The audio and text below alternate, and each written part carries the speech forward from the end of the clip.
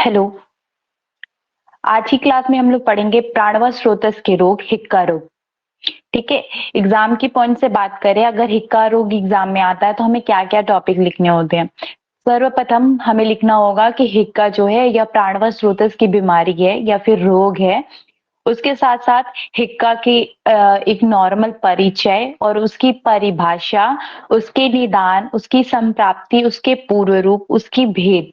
ठीक है। हिक्का रोग अगर एग्जाम में आए, रोग निदान हो या फिर चरक हो, तो उसमें आप ऐसे लिख सकते हैं। तो शुरू करते हैं प्राणवायु स्रोतस के रोग, हिक्का रोग को। हिक्का रोग एक प्राणवायु स्रोतस की रोग है और इसकी परिभाषा है हिक इति कृत्वा शब्दयाते इति हिक्का। मतलब कि जिस रोग में रोगी के मुख से हिक हिक की ध्वनि के साथ श्वास निकलता है, तो उसे हिक्का कहते हैं। ठीक है। यानी कि इस श्लोक को याद करना, एक श्लोक है, ये बहुत छोटी एक लाइन की श्लोक है, तो आप एग्जाम के पॉइंट ऑफ व्यू से इसको याद कर सकते हैं। हिक इति कृत्वा शब्दयाते इति हिक्का।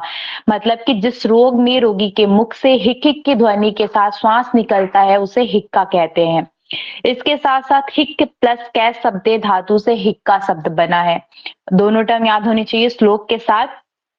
उसको मॉडर्न में कॉरिलेट करके क्या बोला गया, हिक्का को हिक्कप बोलते हैं मॉडर्न में। तो बोला गया है कि repeated involuntary contraction of diaphragm is hiccup. ठीक है। Involuntary contraction of diaphragm is called hiccup. Most common causes psychogenic neurosis, hysteria, sudden laughter, swallowing, cold drinks, hot drinks, cold shower, ये सभी कारण हो सकते हैं हिकअप के। ठीक है। क्लिनिकल जो भी है, अधिक तीक्ष्ण और उष्ण पदार्थों के सेवन से, इसको आयुर्वेदा से कॉरेलेट करके यहाँ पे बोला गया हिकअप को कि अत्यधिक तीक्ष्ण और उष्ण पदार्थों के सेवन से गैस्ट्रिक म्यूकोसा में इरिटेशन होती है, जिसके कारण पैरेनिक नर्व स्टिमुलेशन होती है और हिक्का रोग की उत्पत्ति होती है। तो सबसे पहले हिक्का की परिचय लिखनी होगी और इसके जो भी है परिभाषा है, जो जिस रोग में रोगी के मुख से हिक हिक के ध्वनि के साथ सांस का अवरोध होता है, उसको हिक्का कहते हैं। और ये एक लाइन की एक श्लोक आपको याद होनी चाहिए एग्जाम में। ठीक है। हिक इति कृत्वा शब्दायते इति हिक्का। इसके साथ साथ अब हम लोग पढ़ेंगे हिक्का शब्द का निदान। हिक्का हिक्का होने की वजह क्या होती है, तो आहार संबंधी और विहार संबंधी। इसमें क्या होता है कि जब हम लोग वात प्रकोपक आहार विहार का सेवन करते हैं, तो वो हिक्का को उत्पन्न करता है। तो हिक्का में आहार संबंधी कारण होते हैं, जो वातवर्धक चीजें लें, यानी कि विदाही भोजन करे या फिर गुरु भोजन किया तो वात की वृद्धि होती है, या फिर विष्टम्भी भोजन किया, रुक्ष भोजन किया, अभिष्यंदी यानी पदार्थ, अभिष्यंदी मतलब कहने का मतलब दही का, पदार्थों का अत्यधिक सेवन से और शीतल जल के एवं अन्य के सेवन से ये वात का प्रकोपक होता और हिक्का का कारण बनता। अभी इनकी संप्राप्ति देखेंगे। विहार संबंधी यानी कौन से वो बाहरी कारण है जिसको हम करके वात को प्रकोपक करा के हिक्का रोग होता है। ठीक है। विहार का संबंधित है शीतल स्थान में रहने पर। ठीक है। धूल धुआं तेज हवा में रहने से, अत्यधिक व्यायाम करने से वायु प्रकोपित हो सकता है, इसकी वजह से हिक्का होती है। अत्यधिक वजन उठाने से वायु प्रकोपित होगा। सारे आहार विहार की चीजें वातवर्धक है, यानी कि वातवर्धक आहार और विहार करेंगे तो वात की वृद्धि होगी। तो ये सारी कॉमन चीजें हैं। अत्यधिक पैदल चलने पर, अत्यधिक वेगों को धारण करने पर, अल्प आहार तथा उपवास करने पर वात का प्रकोप होता है। ठीक है। ये हो गई आपकी हिक्का की नॉर्मल निदान, आहार संबंधी और विहार संबंधी।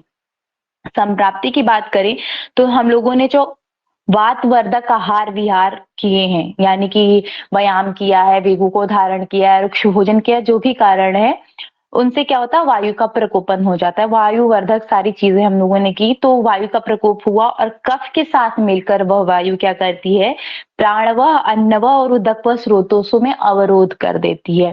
ठीक है। वो वायु प्रकोपित होकर कफ के साथ मिलकर प्राणवह, अन्नवह और उदकवह स्रोतस नाम याद होने चाहिए। प्राणवह, अन्नवह और उदकवह स्रोतसों को अवरोध कर देती है और हिक्का रोग की उत्पत्ति करती है, हिक हिक की ध्वनि आती है। ठीक है।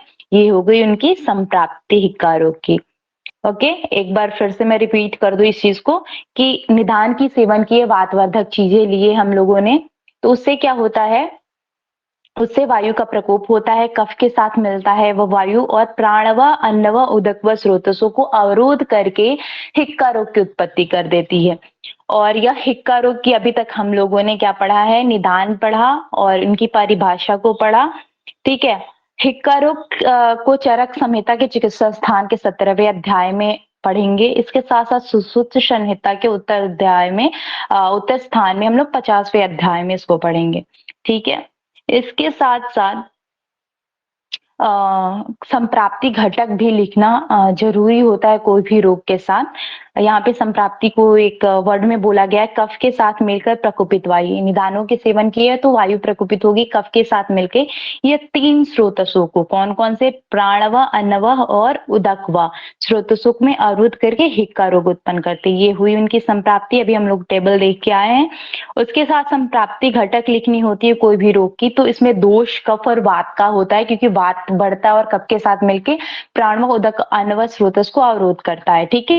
में रस होता है, रस को दूषित होता है, तो इसके 5 बताए गए हैं, यानी कि जो हिक्का है, हिक्के के 5 भेद बताए गए हैं। कौन कौन से हैं याद रहना चाहिए। पहला है अंजा हिक्का, ठीक है, नाम में होता है। अभी अभी इनके लक्षण स्पेसिफिक याद होने चाहिए एग्जाम के लिए। अगर हम हिक्का लिखते हैं तो उनके निदान, उनकी संप्राप्ति, उनके संप्राप्ति घटक के साथ साथ उनके भेद और भेद के लक्षण लिखने इंपॉर्टेंट होते हैं, तब जाके कोई भी रोग को हम लिखते हैं तो मार्क्स मिलते हैं, ठीक है। तो पहला भेद होता है अंजा हिक्का, दूसरा यमला हिक्का। यमला हिक्का आचार्य सुश्रुत ने माना, आचार्य चरक ने यमला के स्थान पे व्याप्ता हिक्का को माना। अभी हम लोग देखेंगे, अब जब हम यमला हिक्का पढ़ेंगे तो वहां पे बातें होगी कि आचार्य चरक यमला को ना मान के व्याप्ता को माना है, और बाकी सारी चीजें आचार्य चरक और आचार्य सुश्रुत के भेद समान है। आचार्य सुश्रुत ने यमला माना है और आचार्य चरक ने क्या माना है, व्याप्ता हिक्का को माना है। बाकी सारी चीजें अंजा है, यमला है, शुद्रा हिक्का है, गंभीरा हिक्का है और महती हिक्का है। अब इन 5 हिक्के के जो टाइप है, अनजा, यमला, क्षुद्रा, गंभीरा, महाहिक्का। महाहिक्का, गंभीरा हिक्का, ये दोनों एक साथ याद हो जाएंगे, महाहिक्का और गंभीर हिक्का, ठीक है। अनजा हिक्का और यमला हिक्का दोनों अन से रिलेटेड है, एक साथ याद हो जाएंगे। क्षुद्रा हिक्का आपको याद करना पड़ेगा बस, ठीक है। अंजा हिक्का जो पहला टाइप है, बोलने कहने का मतलब है यहाँ पे इसके लक्षण है कि अधिक मात्रा में जल्दी जल्दी भोजन के ग्रहण करने से वात दोष कुपित हो जाता है, ठीक है। ये नॉर्मल अपने कारणों से होता है कि बहुत ज्यादा जल्दी जल्दी खाना खा लेते तो वात प्रकोपित हो जाता है, कफ के साथ मिलके स्रोतों से अवरोध करके हिक्का को उत्पन्न करता है। तो ये यही है इसकी पूरी साइकिल कि अत्यधिक मात्रा में जल्दी जल्दी भोजन करने से, ग्रहण करने से वात दोष प्रकोपित हो जाता है और ऊर्ध्वमांगी होकर अंजा हिक्का को उत्पन्न करते हैं। इसलिए इसको अंजा हिक्का का नाम दिया गया है, क्योंकि ये अन्न से रिलेटेड है और अन्न बहुत जल्दी जल्दी खाते हैं तो वात प्रकोपित होकर ये करता है, ठीक है। उपरोक्त कारणों से गैस्ट्रिक म्यूकोसा में इरिटेशन होती है, जल्दी जल्दी खाना खा रहे होते हैं तो गैस्ट्रिक म्यूकोसा में इरिटेशन होती है और फेनरिक नर्व स्टिमुलेट होकर अंजा हिक्का को उत्पन्न करती है, ठीक है। अब दूसरा है यमला हिक्का, जिनको मैंने बोला आचार्य सुश्रुत ने माना है, आचार्य चरक ने से व्याप्ता हिक्का माना है। अभी यहाँ पे देखेंगे व्याप्ता हिक्का, ठीक है। व्याप्ता हिक्का के यहाँ पे लिखा हुआ है, आचार्य चरक ने माना है। यमला हिक्का, यमला कहने का मतलब जोड़ा, यानी कि ये एक साथ 2 वेग आते हैं हिक्का के। जब हिक्का के वेग आ रहे होते हैं हिकअप के तो एक साथ 2 वेग आते हैं, इसलिए इसको यमला बोला गया है। और यह आहार के पच जाने के बाद वेग बढ़ जाता है, और अंजा हिक्का जैसे खाते हैं वैसे बढ़ता है, और ये आहार के पच जाने के बाद बढ़ता है, ठीक है। और सिर और गर्दन में ये कंपन करती है, ये इनके लक्षण हुए। आचार्य चरक में यमला के स्थान पे व्याप्ता हिक्का का वर्णन किया है। आप एग्जाम में लिखेंगे तो यमला आचार्य सुश्रुत के अनुसार है और आचार्य चरक के अनुसार अलग भेद बताएंगे, तो बाकी चारों चीजें समान होंगी और व्याप्ता हिक्का इंक्लूड होगी। व्याप्ता हिक्का आसित, पित्त, खाद, पित्त और चतुर्विधन, जो हम लोग के और यह जत्रुमूल से प्रारंभ होती है, ठीक है। जत्रुमूल से प्रारंभ होती है यमला हिक्का, और यह हिक्का प्राणनाश करने वाली होती है, इसलिए इसे व्याप्ता हिक्का कहते हैं। व्याप्ता का एक वर्ड दिया गया है प्राणोपरोधिनी, यानी कि यह मारक होती है और यह नॉर्मली आहार के पाक के बाद उत्पन्न होती है। यह हुई यमला हिक्का की विशेष लक्षण, अब आती है क्षुद्र हिक्का। क्षुद्र मतलब कहने का मतलब छोटा हिक्का, हल्का हिक्का। ये अपने कारणों से उत्पन्न होती है हिक्का और अपने ही कारणों से शांत भी हो जाती है। ठीक है, जिसका वेग हल्का हो और जो शीघ्र ठीक हो जाए उसको बोलते हैं क्षुद्र हिक्का। जो कभी-कभी उत्पन्न होता है अपने कारणों से होता है, बहुत ज्यादा मारक नहीं होता है, ये साध्य होती है हिक्का, अपने आप ठीक भी हो जाती है। तो ये कभी-कभी उत्पन्न होता है, जो जत्रुमूल से ही उत्पन्न होता है उसको छिद्र, इसके उत्पन्न स्थान याद रखिएगा जत्रुमूल, ठीक है? और इनकी सिर और गर्दन में कंपन करती है यमला हिक्का, ठीक है? क्षुद्रा हिक्का में है कि भोजन करने से ये ठीक हो जाती है। जो यमला हिक्का की बात की गई है, वो भोजन करने से ठीक हो जाती है। ओके? यहाँ तक हुई हम लोगों ने अंजा हिक्का, यमला हिक्का और क्षुद्रा हिक्का को देखा। अब हम लोग देखेंगे गंभीरा हिक्का, ठीक है? गंभीरा हिक्का, अभी क्षुद्रा हिक्का को पढ़ा, मैंने क्या बोला था, ये शाद्य है, यहीं पे शाद्य लिखा हुआ। गंभीरा हिक्का को बोला गया प्राणांत की, ये भी प्राणों को हरने वाली होती है, ठीक है?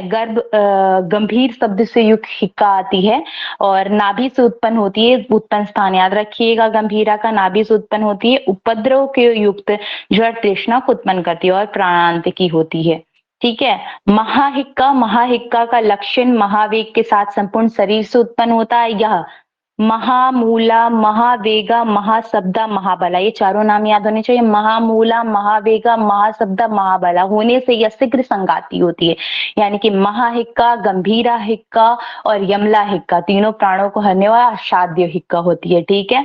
ये संपूर्ण शरीर में कंपन करती है। महाहिक्का जब आती है तो पूरे शरीर में, यानी कि सर्वगात विकंपनी, यानी सभी शरीर में कंपन उत्पन्न कर देती है। यह सुश्रुत के अनुसार बोला गया है और यह बस्ती, हृदय, शिर इन मर्मों में स्थूल होता है महाहिक्का की वजह से, ठीक है? सहसा कंठ से तेज घोष उत्पन्न होती है, महाहिक्का के लक्षण हुए। शाद्यता की बात करें तो जो हमने बताया था कि अंजा और क्षुद्राहिका, अंजा यानी कि जल्दी-जल्दी खाना खाने के कारण जो उत्पन्न होती है अंजाहिका, वह, और शुद्धाहिका जो अपने कारणों से होती है, अपने कारणों से शांत भी हो जाती है। ये दोनों साध्य हैं। बाकी 3 व्याप्ता हिक्का हो या फिर यमला हिक्का हो या फिर गंभीरा हिक्का है या फिर महाहिक्का, ये तीनों असाध्य बताए गए हैं। ठीक है? तो अभी तक एक बार फिर से रिकॉल कर लेते हैं। हिक्का में हम लोगों ने हिक्का की परिभाषा को देखी, हिक्का की परिभाषा की श्लोक याद होनी चाहिए। निदान देखे, वातवर्धक सारे आहार विहार के जिसके कारण वात प्रकोपित हुआ, वात कफ के साथ मिलकर प्राणवा, अन्नवा और उदकवा स्रोत को अवरोध किया, हिक्का रोग की उत्पत्ति की। इसके साथ साथ हम लोगों ने इनके संप्राप्ति घटक को देखा, ठीक है? और 5 भेद, अंजा, यमला, शुद्रा, गंभीरा, महती, उन सभी के अपने अपने लक्षण और साध्यता को देखा। तो एग्जाम में हमें ऐसे लिखने हैं। सबसे पहले उनकी जो होती है परिभाषा के बाद ये बताते हुए कि प्राणवा स्रोतस की रोग है और उनकी श्लोक, ठीक है? उनके निदान, उनकी संप्राप्ति घटक, लक्षण, भेद और साध्यता लिखना होगा अगर हिक्का रोग एग्जाम में आता है तो। ठीक है? Thank you.